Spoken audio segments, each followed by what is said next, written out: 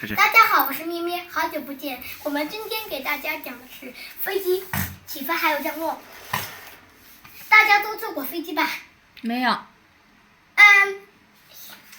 坐过。大家都坐过飞机吧？坐过。好，那我就今天跟大家说一下关于飞机起飞和降落的样子。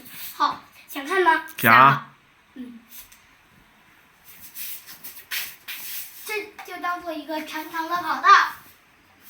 降落起飞都会跟你们说的。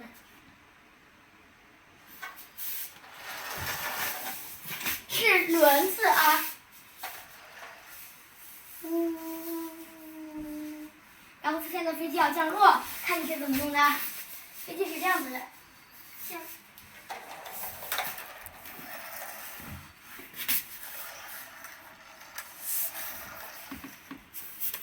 大家都了解了吧？了解了。想再看一遍吗？可以了。不行，还是要给大家看一遍。主持人，你能不能？好，想再看一遍。好。这次啊，飞行就给你们看一个更好看的飞行。我先从一个空难来跟大家说，大家都知道那个中国东方航空569号班机吧？不知道。那我给大家讲解一下，你可以搜索迫降航班还有紧急迫降，这两个我分不清哪一个是，不过你两个都可以搜索，这样子这两个都是一个电影，好像是迫降航班吧？我也不知道。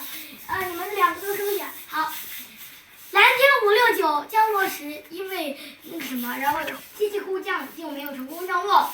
然后呢，我们再给大家再演示一遍飞机起飞啊。然后还有一个办法，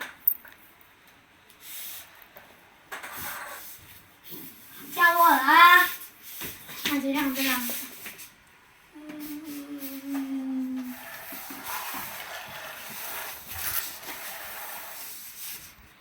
了解了吗？了解了。好，那我们本期视频结束。